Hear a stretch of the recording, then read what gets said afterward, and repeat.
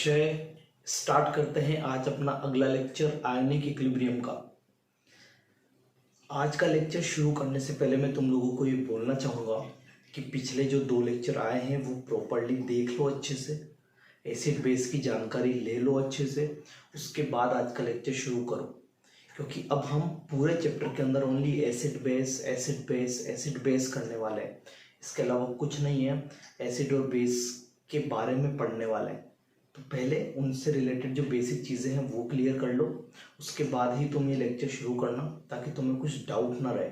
अगर मैं कुछ पुरानी चीज़ें यूज़ करता हूँ तो तुम्हें कुछ डिफरेंट ना लगे। चीज़ समझ में आ रही है?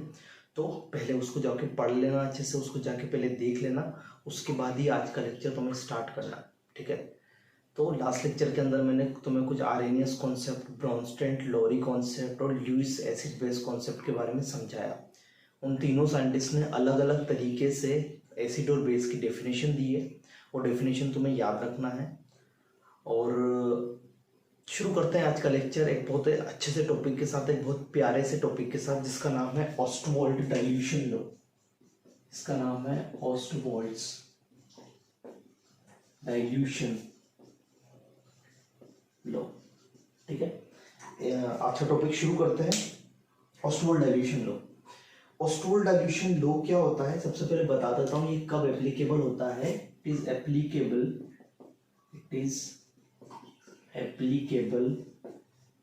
Only for weak electrolytes. अभी यहाँ पे मैं एक वर्ड यूज कर रहा हूँ, वीक इलेक्ट्रोलाइट। इस वीक इलेक्ट्रोलाइट का मतलब तुम्हें फर्स्ट लेक्चर के अंदर स्टार्टिंग में मैंने बताया था कि स्ट्रॉन्ग इलेक्ट्रोलाइट किसको बोलते हैं, वीक इलेक्ट्रोलाइट किसको बोलते हैं। तो ये चीज़ तुम्हें यहाँ पे क्लियर होनी चाहिए कि वीक इलेक्ट्रोलाइट का मतलब क्या है, कि जहाँ पे जो डिसोसिएशन हो रहा है वो पार्शियली डिसोसिएशन हो रहा है, वहाँ पर अल्फा की वैल्यू 0 से 1 के बीच में होगी। अल्फा की वैल्यू 1 हो गई तो स्ट्रॉन्ग हो जाएगा, अल्फा की वैल्यू 0 से 1 है तो वीक हो जाएगा, ठीक है? ये चीज़ वहाँ पर एप्लीकेबल होती है। तो ये कब लगेगा, ओनली वीक इलेक्ट्रोलाइट्स के अंदर ही लगाना है। और कैसे लगेगा उसको समझते हैं। तो मैं मान लेता हूँ सपोज कोई वीक इलेक्ट्रोलाइट है हमारे पास, AB, ठीक है? AB कोई वीक इलेक्ट्रोलाइट हमारे पास है। तो AB जो होगा ये क्या है, वीक है। तो जब ये डिसोसिएट होगा तो ये पार्शियली डिसोसिएट होगा, इसकी वजह से मैंने रिवर्सिबल साइन लगाया है। पार्शियली डिसोसिएट होने का मतलब क्या है, पार्शियली डिसोसिएट होने का मतलब है कि पूरा का पूरा नहीं होगा, मतलब एट लास्ट कुछ ये भी बच जाएगा और ये दोनों भी बच जाएंगे, मतलब यहाँ पे हमारे पास रिवर्सिबल इक्वेशन निकल के आएगी। तो मैंने उसका साइन भी लगा दिया, ठीक है? चलो आगे चलते हैं। अब मैं क्या मान रहा हूँ, t=0 पे मैं मान लेता हूँ कि इस AB की कॉन्सेंट्रेशन C थी। कितनी कॉन्सेंट्रेशन थी? C कॉन्सेंट्रेशन थी। तो मैं मान लेता हूँ कि t इक्विलिब्रियम पे गए तो यहाँ से कितना चला गया, C - x चला गया। तो यहाँ का कितना बनेगा x, यहाँ भी कितना बनेगा x। ये चीज़ क्लियर है? अब मुझे ये भी जो भी x निकल के आ रहा है, इस x को मुझे अल्फा के टर्म में निकालना है। किसके टर्म में निकालना है? अल्फा मतलब डिग्री ऑफ डिसोसिएशन। तो बताओ अल्फा क्या होता है?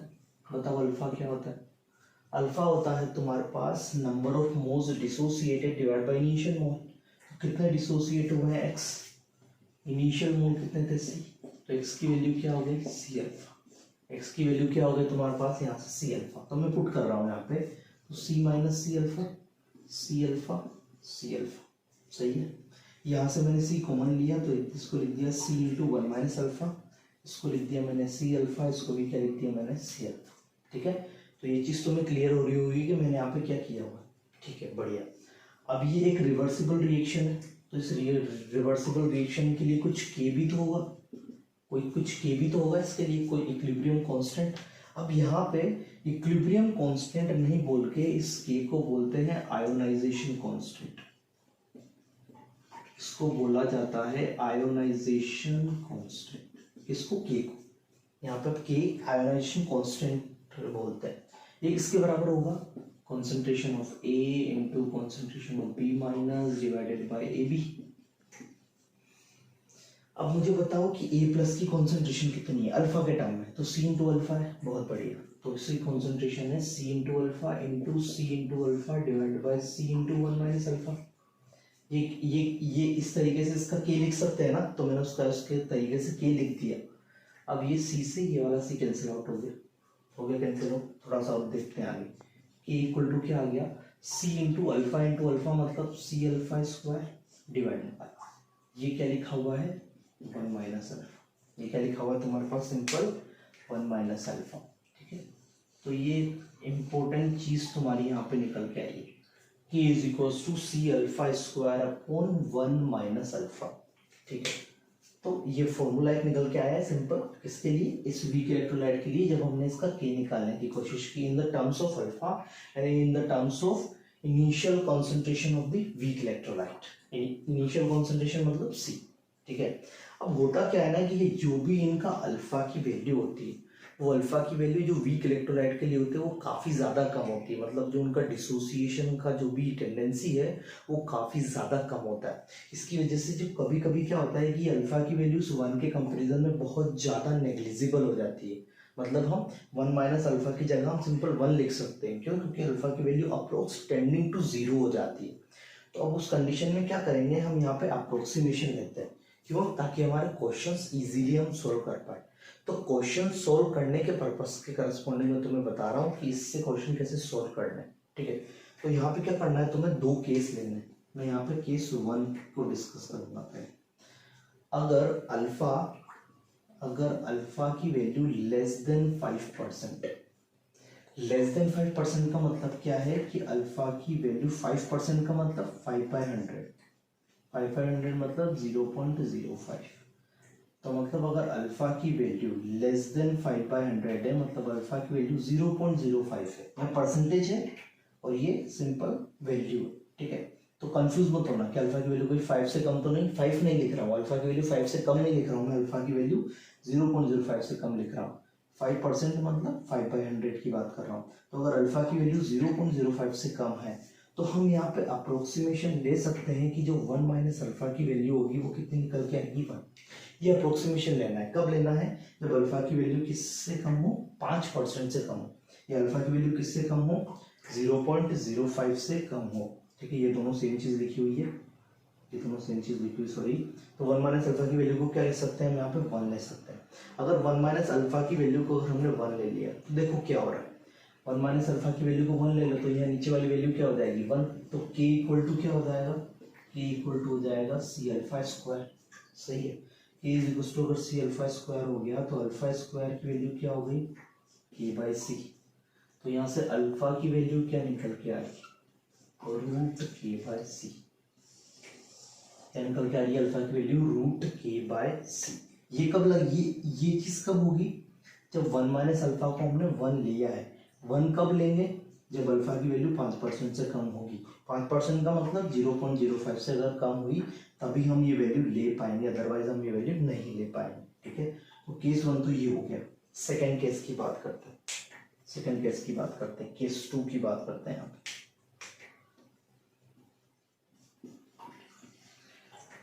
If alpha is greater than 5%, ठीक है, ये चीज तुम लेस देन के लिए भी लगा सकते हो, इक्वल के भी लगा सकते हो, उतना कोई ज्यादा सोचने वाली बात नहीं है। If alpha is greater than 5%, अगर अल्फा 5% से ज्यादा है तो तुम यहाँ पे अप्रोक्सीमेशन नहीं ले सकते कि 1 माइनस अल्फा 1 के क्या होगा, इक्वल होगा। अप्रोक्सीमेशन तुम्हें नहीं लेना है, अप्रोक्सीमेशन नहीं लेना है तो तुम्हें यहाँ से कुछ दिख रहा है, अल्फा में क्वाड्रेटिक बन रही है ना, अल्फा स्क्वायर अल्फा। तो तुम्हें क्या करना है, सोल्व क्वाड्रेटिक फॉर अल्फा। तुम्हें अल्फा के लिए यहां से क्वाड्रेटिक सोल्व करना पड़ेगा। कहां से, यहां से, वहां से तुम्हारे पास अल्फा की वैल्यू निकल के आएगी, वो तुम्हारा आंसर होगा। ठीक है, तो ये क्या है, थोड़ी सिंपल सी चीज है। इसमें क्या हो रहा है, हमें क्वाड्रेटिक सोल्व नहीं करना पड़ रहा है, इसमें हमारी कैलकुलेशन पार्ट वो क्या है, वो थोड़ा कम है। उसके अंदर अगर आ गया तो हमें, अगर अल्फा की वैल्यू 5% से ज्यादा है तो हमें अल्फा कैसे निकालना है, क्वाड्रेटिक सोल्व करना है। अब कुछ के दिमाग में एक क्वेश्चन आ रहा होगा कि सर हमें निकालना तो अल्फा ही है, तो हमें पता कैसे चलेगा कि वो 5% से कम है या 5% से ज्यादा है। सच सच बताना कितने लोगों के दिमाग में ये क्वेश्चन आ रहा है। फिर से क्वेश्चन में बोल रहा हूँ, शायद ये बहुत सारे बच्चों के क्वेश्चन दिमाग में आ रहा होगा कि सर आप बोल रहे हो कि अल्फा की वैल्यू 5% से कम है तो ये लगाओ, 5% से ज़्यादा है तो ये लगाओ। हमें ये बात समझ में आ रही है कि कहीं अप्रोक्सीमेशन लेना है, कहीं अप्रोक्सीमेशन नहीं लेना है, लेकिन आप एट लास्ट निकाल तो अल्फा ही रहे हो ना। अगर हमें अल्फा निकालना ही है तो हमें पता कैसे चलेगा कि लेस देन 5% वाला यहाँ पे लगा है या ग्रेटर देन 5% वाला यहाँ पे लगा है। तो इसका एक बहुत सिंपल सा लॉजिक है, वो मैं तुम लोगों को बताता हूँ कि इसके अंदर क्या होने वाला है। ठीक है, तो इसके अंदर तुम्हें करना क्या है, इसके अंदर तुम्हें यूज करना है एक काफी इंपॉर्टेंट चीज। थोड़ा सा इसको यहाँ पे मिटा देता हूँ ऑस्वाल्ड डाइल्यूशन लॉ को, और तुम्हें ये चीज थोड़ा सा समझाता हूँ मैं क्या बोलना चाह रहा हूँ। ठीक, काफी इंपॉर्टेंट चीज है, सुनना इसको। कभी कभी क्या होता है कि इससे क्वेश्चन थोड़ा सा इजी बन जाता है। कभी भी क्वेश्चन आता है, इससे रिलेटेड क्वेश्चंस भी करवाऊंगा, लेकिन कभी भी क्वेश्चन आता है तो तुम्हें क्या करना है, तुम्हें सबसे पहले अप्रोक्सीमेशन लगाना है। तुम्हें क्या करना है, सबसे पहले अप्रोक्सीमेशन लगाना है। ठीक है, लगा दो अप्रोक्सीमेशन पहले, मत सोचो कि अल्फा 5% ज़्यादा है 5%। अप्रोक्सीमेशन लगाओगे तो अल्फा की वैल्यू क्या आएगी, अप्रोक्सीमेशन लगाना है मतलब अल्फा की वैल्यू तुम्हें कैसे निकालनी है, k/c करके निकालनी है। ठीक है, ये फॉर्मूला लगाना है पहले, चाहे वो 5% से ज़्यादा ही क्यों ना। तुम्हें सीधा कौन सा फॉर्मूला लगाना है, ये इस फॉर्मूले में पुट करोगे तुम, तुम्हें वैल्यू k की दी हुई होगी क्वेश्चन के अंदर, तुम्हें c की वैल्यू भी दी होगी, तुमने इस फॉर्मूले के अंदर पुट किया। इस फॉर्मूले में पुट करने के बाद अगर अल्फा लेस देन 5% आ गया या अल्फा लेस देन 0.05 आ गया, इस फॉर्मूले में पुट करने पर सीधा अप्रोक्सीमेशन लगा दो बिना सोचे। अगर इसके अंदर पुट करने पर अल्फा 0.05% से कम आ गया, मतलब जो तुम कर रहे हो वो सही है, जो तुम कर रहे थे वो क्या है, बिल्कुल सही है। लेकिन अप्रोक्सीमेशन तुमने लिया और अल्फा की वैल्यू ग्रेटर देन 0.05 आ गई, तो फिर तुम्हें क्वाड्रेटिक सोल्व करना है, ठीक है। फिर से समझोगे क्या बोल रहा हूं मैं यहाँ पे, इतनी इंपॉर्टेंट चीज बोल दी मैंने कि क्वेश्चन कैसे सोल्व करना है, ये क्वेश्चन के पर्पज से बता रहा हूँ, क्वेश्चन कैसे सोल्व करना है। कभी भी कोई भी वीक इलेक्ट्रोलाइट से रिलेटेड क्वेश्चन आएगा और अगर तुम्हें उसका अल्फा फाइंड आउट करना है तो तुम्हें वो के और सी की वैल्यू वहाँ पे प्रोवाइड करेगा। अब तुम्हें वहाँ पे अल्फा की वैल्यू कैसे फाइंड आउट करनी है, तुम क्या करोगे, पहले सीधा ही अप्रोक्सीमेशन ले लोगे। पहले क्या कर लोगे, सीधा ही अप्रोक्सीमेशन। सीधा अप्रोक्सीमेशन मतलब √k/c की वैल्यू फाइंड आउट करोगे। वहां से अगर अल्फा की वैल्यू लेस देन 0.05 आ गई, मतलब ये जो तुमने यहाँ से अल्फा निकाला था वो सही निकाला, फिर तुम्हें कोई डिफरेंट चीज करने की जरूरत नहीं है। और मोस्ट ऑफ द केस के अंदर आयनिक इक्विलिब्रियम के अंदर यही होगा। ये बहुत रेयर केसेस है, कैलकुलेशन पार्ट नहीं करवाते हैं, जेईई और नीट कैलकुलेशन पार्ट को बिल्कुल सपोर्ट नहीं करते हैं, वो कॉन्सेप्ट चेक करते हैं बच्चों का। तो ये चीज़ें तुम्हें मोस्ट ऑफ द क्वेश्चन के अंदर मिलेगी। लेकिन अगर फिर भी इस फॉर्मूले के अंदर पुट करने पर तुम्हारे पास अगर अल्फा की वैल्यू ग्रेटर देन 0.05 आ जाती है, तो फिर जो तुमने किया था ये गलत किया है, फिर तुम्हें क्या करना है, क्वाड्रेटिक सॉल्व करना है। चीज़ याद रहेगी मैं क्या बोल रहा हूँ यहाँ पे, बहुत इंपॉर्टेंट चीज़ समझा दी है मैंने ऑस्टवाल्ड डाइल्यूशन लॉ के बारे में। ये चीज़ तुम्हें याद रखना है, ये बहुत ज़्यादा इंपॉर्टेंट चीज़ है। ये क्वेश्चन करने के पर्पज से चीजें बता रहा हूँ कि क्वेश्चन बनना चाहिए, क्वेश्चन कैसे सोल्व करना है डाइल्यूशन लॉ से, ऑस्टवाल्ड डाइल्यूशन लॉ से, ये तुम्हें क्लियर होना चाहिए। ठीक है, तो इसके अंदर तुम्हें ये फॉर्मूला याद रख लो। सबसे पहले तो ये फॉर्मूला याद रख लो, फिर ये याद रख लो। पहले इसमें पुट करोगे, अल्फा की वैल्यू 0.05 से कम है तो सही है, नहीं है तो क्वाड्रेटिक सॉल्व करो। सिंपल सी चीज है, क्वाड्रेटिक सॉल्व करो। तो दो केस तुम्हें यहाँ पे समझाए हैं, इनसे रिलेटेड क्वेश्चंस में थोड़ा सा आगे, थोड़ा सा जब हम थोड़ा सा चैप्टर में प्रोसीड कर जाएंगे तो उससे रिलेटेड क्वेश्चन बताऊंगा, वहाँ पे तुम्हें ये चीज़ भी समझाऊंगा अच्छे से।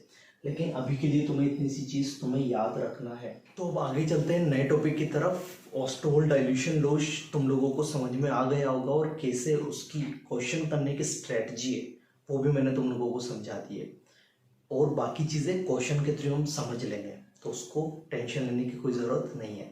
अभी चलते हैं एक और नए टॉपिक की तरफ, इसका नाम है the ionization constant of water and its ionic product. ठीक है, ये क्या होता है इसको समझते हैं। थोड़ा सा वाटर के बारे में हम यहाँ पे बात करने वाले। तो अगर तुम्हें वाटर क्या होता है, अगर तुम्हें कॉन्जुगेट एसिड और कॉन्जुगेट बेस के बारे में अगर चीजें पता हो, मैंने लास्ट लेक्चर के अंदर समझाया था, तो वाटर जो होता है वो बेस की तरह भी रिएक्ट करता है as acid as well as base, दोनों की तरह रिएक्ट करता है वाटर। इसके H प्लस लेने की टेंडेंसी भी है, H प्लस देने की टेंडेंसी भी है, ठीक है। तो इसके इक्वेशन लिखता हूँ, जैसे H2O है मेरे पास, H2O लिक्विड, सपोज दूसरा H2O लिक्विड है, ठीक है। ये दोनों ने रिएक्शन किया। अब इस रिएक्शन के अंदर क्या हो रहा है कि एक एसिड तो एक H2O तो एसिड की तरह बिहेव कर रहा है और दूसरा H2O तुम्हारा बेस की तरह बिहेव कर रहा है, ठीक है। अगर ये एसिड की तरह बिहेव कर रहा है तो बताओ इसका क्या होगा, ये एक इलेक्ट्रॉन क्या, ये एक H प्लस क्या कर देगा, लूज कर देगा और इसको दे देगा, इसको दे देगा, तो ये H3O प्लस में कन्वर्ट हो जाएगा और तुम्हारे पास बच जाएगा OH माइनस, ठीक है। अब इसने क्या किया, इस एसिड ने एक H प्लस लूज कर दिया और ये किस में कन्वर्ट हो गया, OH माइनस। OH माइनस क्या हो गया तुम्हारा, कॉन्जुगेट बेस हो गया, और ये तुम्हारा क्या हो गया, कॉन्जुगेट, ये तुम्हारा हो गया कॉन्जुगेट एसिड। इसके H प्लस देने की टेंडेंसी है, उसके H प्लस गेन करने की टेंडेंसी, तो कॉन्जुगेट एसिड कॉन्जुगेट बेस हो गया, बहुत बढ़िया। अब इसका K लिखते हैं, इसका इस रिएक्शन का K लिखते हैं। इस रिएक्शन का K क्या होगा, H3O plus into OH minus divided by water का स्क्वायर। लेकिन वाटर तो प्योर लिक्विड है ना, तो प्योर लिक्विड है तो इस वैल्यू को मैं क्या पुट कर सकता हूँ, सिंपल 1, ठीक है। और इसके K को मैं KW से रिप्रेजेंट करता हूँ, ठीक है। इस K को क्या KW से रिप्रेजेंट करता हूँ, यही क्या है, आयोनाइजेशन कांस्टेंट ऑफ वाटर है। यही क्या है, KW क्या है, ionization constant, ionization constant of water, या इसी को आयोनिक प्रोडक्ट, ये जो लिखा हुआ है ना, ionic product of water. Ionic product क्यों बोल रहे हैं, दिखाता हूँ आयनिक प्रोडक्ट क्यों बोल रहे हैं। KW इज इक्वल्स टू क्या हो गया, H3O plus into OH minus. तो आयंस का प्रोडक्ट है, किसके बराबर, KW के बराबर, इसी वजह से इसको आयनिक प्रोडक्ट भी बोलते हैं। तो आयोनाइजेशन कांस्टेंट फॉर वाटर को KW, W मतलब वाटर, या आयनिक प्रोडक्ट ऑफ वाटर, ये दोनों सेम नाम है किसके, KW के नाम है, जो तुम्हें याद रखना है, ठीक है। अब आगे चलते हैं, अब इसके थोड़े से और इसके बारे में जानकारी देते हैं, ठीक है। अब होता क्या है कि जो KW की वैल्यू है वो टेम्परेचर डिपेंडेंट है, हमें पता है ना कि टेम्परेचर पे डिपेंड करती है। तो जो वाटर के लिए होता है एट 25 डिग्री सेंटीग्रेड, अगर हम बात करें रूम टेम्परेचर की बात करें, तो 25 डिग्री सेंटीग्रेड KW की वैल्यू होती है 10 टू द पावर माइनस 14, किसके बराबर होती है, 10 की पावर माइनस 14 के बराबर। चलो यहाँ तक चीज क्लियर है। ये टेम्परेचर डिपेंडेंट होता है, K किस पे डिपेंड करता है, टेम्परेचर पे, तो टेम्परेचर चेंज करोगे तो K चेंज होगा। लेकिन मैं तुम्हें किसकी बात बता रहा हूँ, ओनली 25 डिग्री सेल्सियस पे, ये याद रखना, इस 25 डिग्री सेल्सियस पे ही बात करनी है। अगर किसी और टेम्परेचर पे बात की तो शायद KW की वैल्यू वो चेंज कर देगा। तो KW की वैल्यू कितनी है, 10 की पावर माइनस 14। अब ये जो वाटर होता है ना, ये सेम अमाउंट प्रोड्यूस करेगा, चाहे वो H3O प्लस का हो, चाहे वो OH माइनस का हो। तो मैं लिख देता हूँ यहाँ पे H2O produces same amount of H3O plus and OH minus, ठीक है, सेम अमाउंट प्रोड्यूस करता है। ये सेम अमाउंट प्रोड्यूस करता है, इसका मतलब क्या है कि यहाँ पे तुम्हारे H3O प्लस की कॉन्सेंट्रेशन और OH माइनस की कॉन्सेंट्रेशन क्या होगी, बराबर।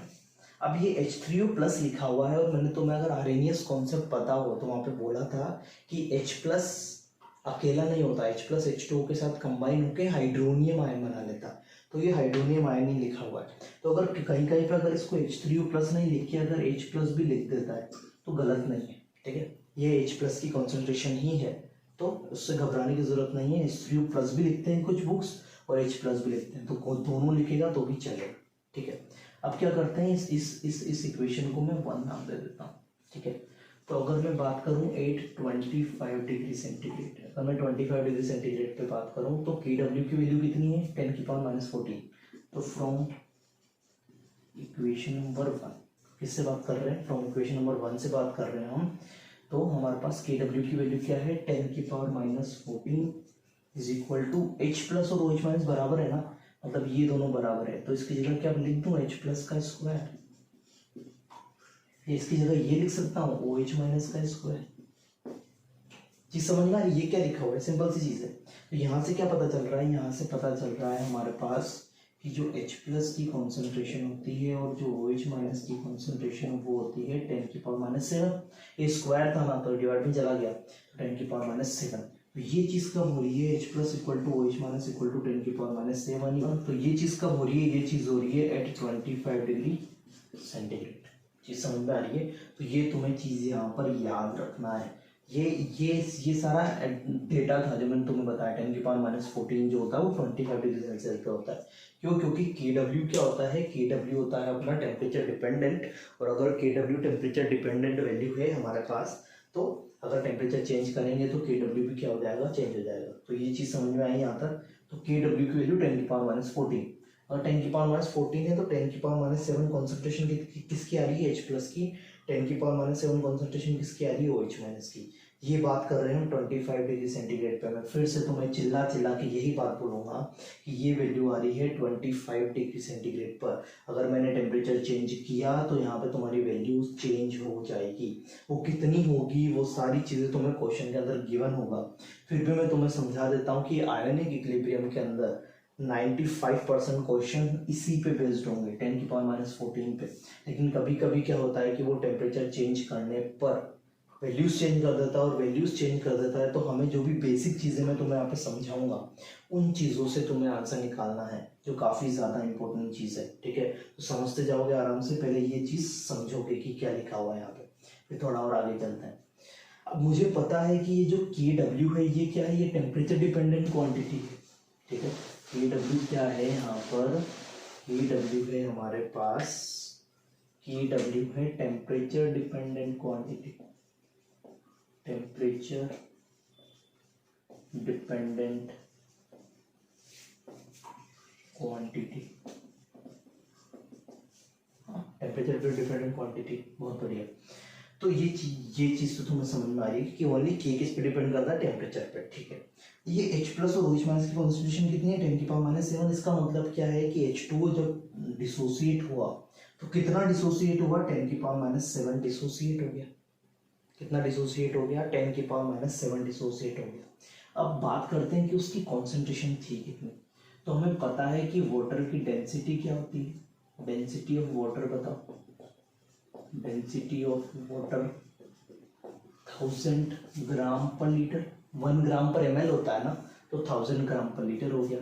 और ये बताओ उसका मोलार मास कितना है, मोलार मास ऑफ वाटर, ये वैल्यू होगी 18 ग्राम पर मोल। ये होगी ना, इसमें पता होगी तुम्हें। अब मैं तुम्हें पूछ रहा हूँ कि क्या मुझे ये दो चीजें पता है वाटर के बारे में, क्या मैं इस वाटर की कॉन्सेंट्रेशन निकाल सकता हूँ, मोलैरिटी निकाल सकता हूँ, मोलैरिटी ऑफ वाटर। बताओ मोलैरिटी का फॉर्मूला बताओ। बहुत बढ़िया, बेसिक की चलते हैं। मोलैरिटी क्या होता है, number of moles upon volume in litre, volume in litre. Number of moles तो नहीं मुझे पता, लेकिन मुझे नंबर ऑफ मोल्स का दूसरा फॉर्मूला पता है, W/m इंटू 1/v। ठीक है, ये चीज क्या लिखी हुई है, ये चीज बता। ये डेंसिटी है और ये चीज क्या है, मोलार मास है। तो ये क्या हो गया, D/m हो गया। मतलब D कितना दिया हुआ है, D दिया हुआ है 1000, ये दिया हुआ है 18, तो ये हो गया 1000/18। तो ये वैल्यू निकालोगे तो ये वैल्यू निकल के आएगी 55.55 m। m मतलब मोलैरिटी की बात कर रहे हैं।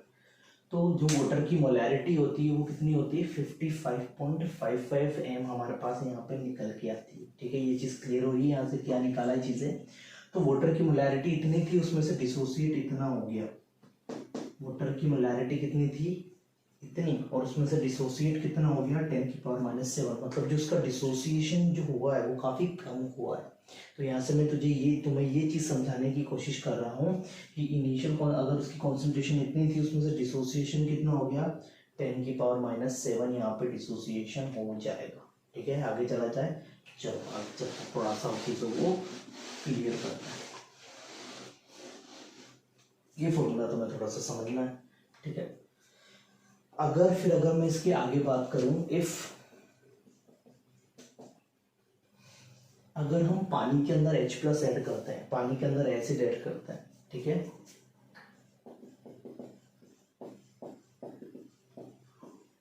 एसिड अगर ऐड करेंगे तो बताओ कौन सी कॉन्सेंट्रेशन बढ़ेगी, H प्लस की कॉन्सेंट्रेशन बढ़ेगी या OH माइनस की कॉन्सेंट्रेशन बढ़ेगी?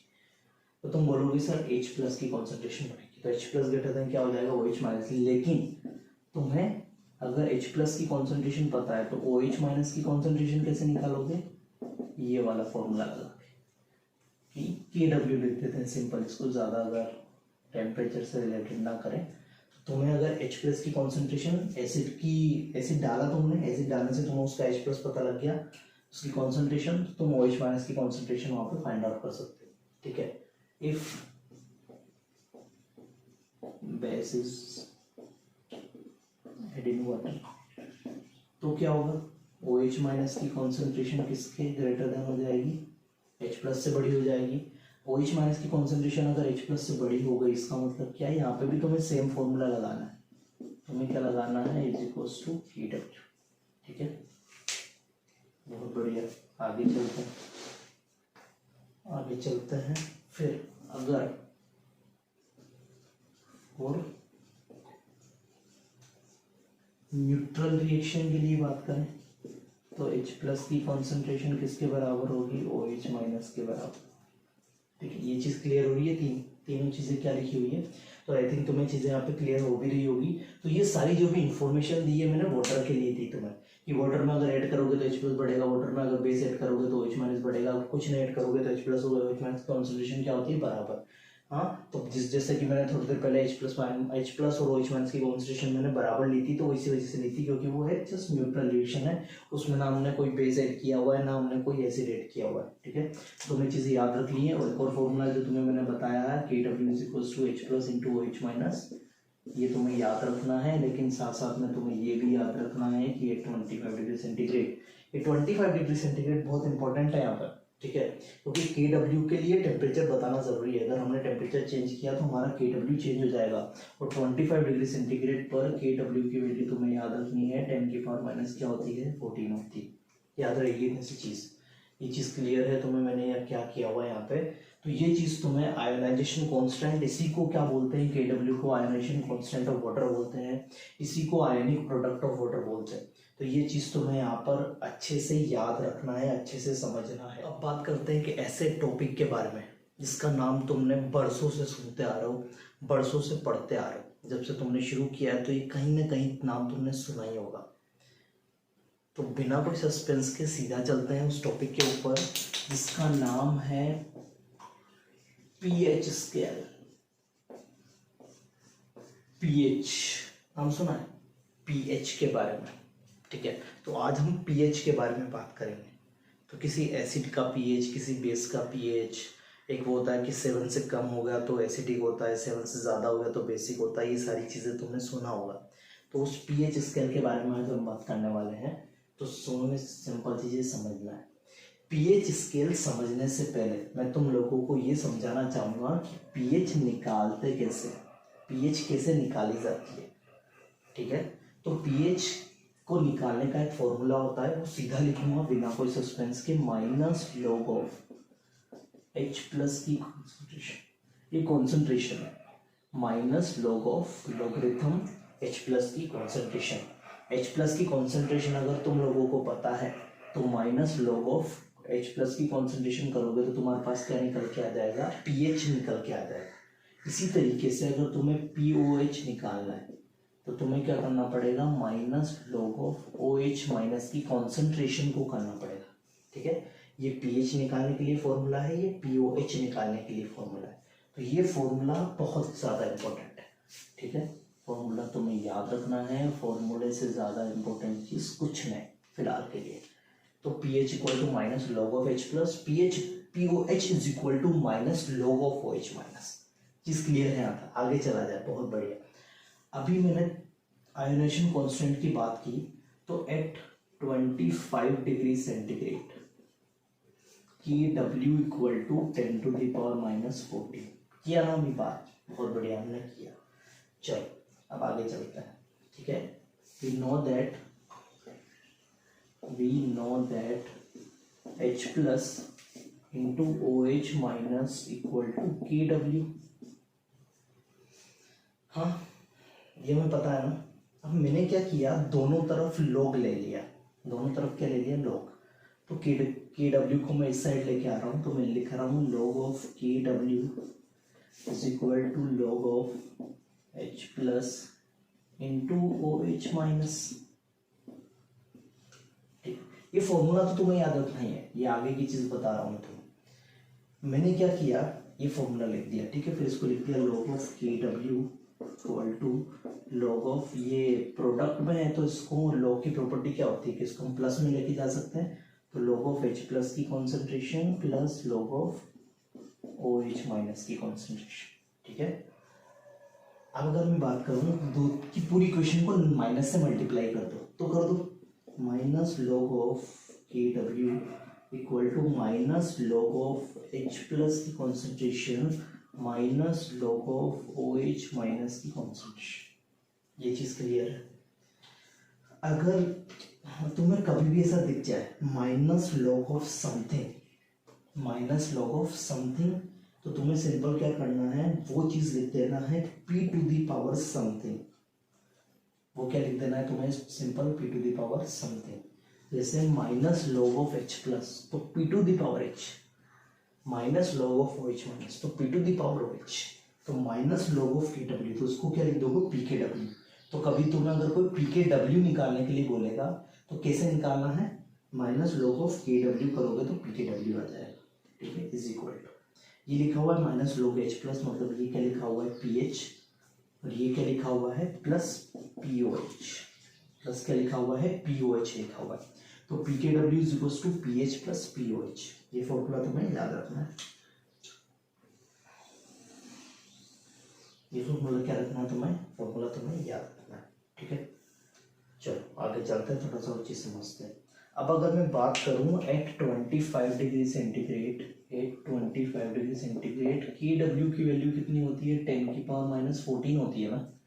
पुट करो, यहाँ पे पुट कर दो, यहाँ पे पुट कर दो, तो minus log of 10 to the power minus 14 equal to, ये चीज को मैं PH लिख देता हूँ, ये चीज को मैं POH लिख रहा हूँ, तो is equal to PH plus POH। 10 की पावर माइनस 14, ये log बेस 10 होता है, ठीक है। तो माइनस 14 बाहर जाएगा तो ये निकल के आएगा 14, तो 14 equal to PH plus POH। ये चीज लिखी हुई है यहाँ पे, PH equals to POH, PH plus POH equals to 14।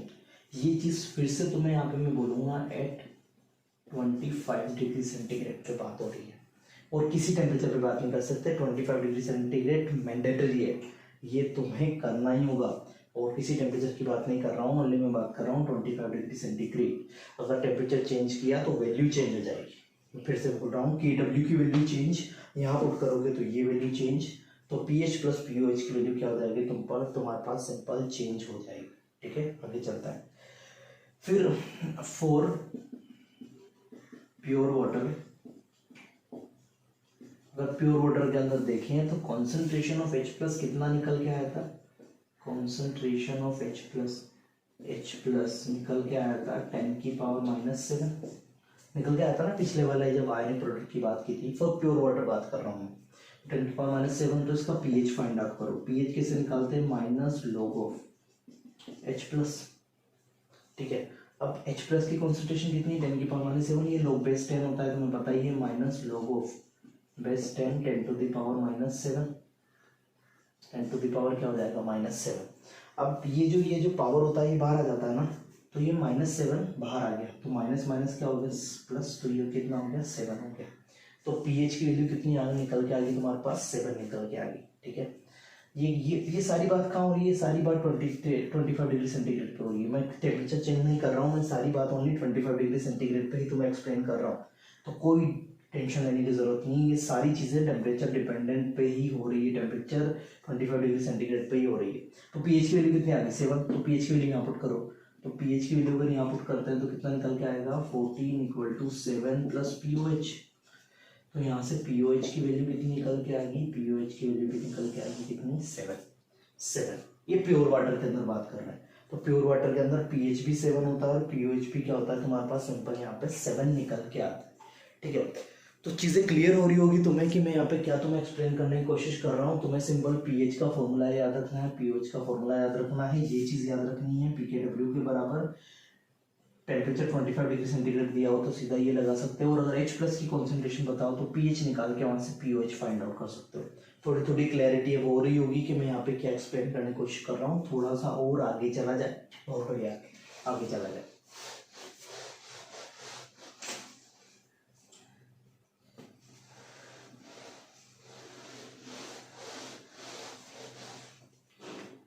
अब मैं अगर बात करूं यहाँ पे आगे थोड़ी सी, और अगर बात करूं कि अगर कोई एसिडिक सॉल्यूशन है, अगर कोई एसिडिक सॉल्यूशन है तो उस एसिडिक सॉल्यूशन के अंदर H+ की कॉन्सेंट्रेशन ग्रेटर देन 10⁻⁻7 होगी ना। क्यों? क्योंकि -7 पे तो क्या है तुम्हारा प्योर वाटर, एसिड डालोगे तो एसिडिक सॉल्यूशन के अंदर H+ की 10⁻⁷ होगी, और अगर H+ 10⁻⁷ है तो तुम्हारा pH <7 हो जाएगा। तुम्हारा pH क्या हो जाएगा? <7। ये चीज समझाई जाएगा, ये चीज चलो समझाते हैं। H+ ग्रेटर देन कितना है? 10⁻⁷ है। ठीक है, दोनों तरफ log ले लेते हैं। log of H+ greater than 10, log of base 10⁻⁷, ये लिखा हुआ है ना। दोनों तरफ माइनस से, पूरी इक्वेशन को माइनस से मल्टीप्लाई कर दो। और अगर तुम लोगों को पता है कि माइनस से मल्टीप्लाई करने पे क्या होता है, माइनस से मल्टीप्लाई करने पे ये साइन चेंज हो जाता है। ये जो ग्रेटर देन वाला साइन है ये लेस देन साइन में कन्वर्ट हो जाएगा। तो अगर मैं यहाँ पे माइनस log ऑफ H+ लिखता हूँ तो ये हो जाएगा less than minus log of base 10⁻⁷। ये चीज़ क्या लिखी हुई? ये चीज़ लिखी हुई pH, और ये 10⁻⁷ बाहर आएगा तो माइनस माइनस हो जाएगा प्लस, तो ये हो जाएगा pH <7। ठीक है, इतना एक्सप्लेनेशन आई थिंक तुम्हारे लिए काफ़ी होगा समझने के लिए। तो अगर H+ की कॉन्सेंट्रेशन 10⁻⁷ से ज़्यादा है तो pH हो जाएगा <7 फॉर बेसिक सॉल्यूशन। H+ की कॉन्सेंट्रेशन हो जाएगी लेस देन 10⁻⁷। तो इस कंडीशन में तुम्हें समझ में आ रहा होगा कि pH हो जाएगा ग्रेटर देन 7। pH क्या हो जाएगा? Greater than 7। ये फॉर बेसिक सॉल्यूशन बोल रहा हूँ मैं, तो वहाँ पे OH- ज़्यादा होगा, H+ कम होगा, इससे 10⁻⁷ से। और फॉर न्यूट्रल सॉल्यूशन H+ की कॉन्सेंट्रेशन कितनी होगी? 10⁻⁷ के बराबर। तो वहाँ पे pH तुम्हारा कितना निकल के आएगा? 7 pH निकल के आएगा। तो चीज़ क्लियर हो रही है यहाँ पे मैं क्या समझा रहा हूँ तुम्हें? ठीक है, ये चीज़ जो तुमने पढ़ी हुई है पहले, ये किस तरीके से निकल के आती है, ये चीज़ यहाँ पे क्लियर हो रही है कि क्यों pH <7 होता है एसिडिक सॉल्यूशन के लिए, क्यों pH ग्रेटर देन 7 होता है बेसिक सॉल्यूशन के लिए, और क्यों न्यूट्रल सॉल्यूशन के लिए pH = 7 होता है। तो अब थोड़ा सा इसको डायग्राम से समझ लेते हैं। डायग्राम में यहाँ पे तुम्हारा छोटा सा एक्सप्लेन कर देता हूँ कि ये हो गया 7, ये हो गया 0, और ये मैक्सिमम जा सकता है 14 तक। ठीक है, तो अगर 7 पे है pH, ये pH के लिए बना रहा हूँ मैं, तुम्हारा पूरा का पूरा pH के लिए 7 पे है, इसका मतलब वो न्यूट्रल है, न्यूट्रल सॉल्यूशन है। इधर जाओगे तो एसिडिक नेचर बढ़ेगा, एसिडिक नेचर क्या होगा? बढ़ेगा। किस साइड की बात कर रहा हूँ मैं तुम्हारे यहाँ पे? मैं बात कर रहा हूँ इस साइड, 7 से पीछे। और अगर 7 से आगे जाओगे तो बेसिक नेचर बढ़ेगा, 7 से आगे जाओगे तो बेसिक नेचर बढ़ेगा 14 तक। तो 0 से 7 अगर है pH मतलब उसका एसिडिक नेचर है, 7 से 14 के बीच में तो बेसिक, और फिक्स 7 है तो मतलब वो न्यूट्रल सॉल्यूशन की तरफ होता है। फिर से बात बोलूंगा, एक बहुत ज़्यादा इंपॉर्टेंट चीज़ एट 25 डिग्री सेंटीग्रेड। ये सारी बातें मैं ओनली 25 डिग्री सेंटीग्रेड पे करूंगा। ऐसा क्यों बोल रहा हूँ कि क्योंकि 25 डिग्री सेंटीग्रेड पे Kw 10⁻⁻14 होता है, इसी वजह से ये 14 तक जा रहा है। अगर टेम्परेचर चेंज किया तो Kw चेंज, तो ये सारे पॉइंट चेंज, न्यूट्रल वाला पॉइंट भी चेंज। ये न्यूट्रल पॉइंट है, ये क्या है? ये तुम्हारे पास न्यूट्रल पॉइंट है, तो न्यूट्रल वाला पॉइंट भी क्या हो जाएगा तुम्हारे पास? यहाँ पर चेंज हो जाएगा। और अगर न्यूट्रल वाला पॉइंट अगर तुम्हारा चेंज हो गया तो फिर उससे पीछे अगर बात करेंगे तो एसिडिक आएगा, उससे आगे बात करेंगे तो बेसिक नेचर आएगा।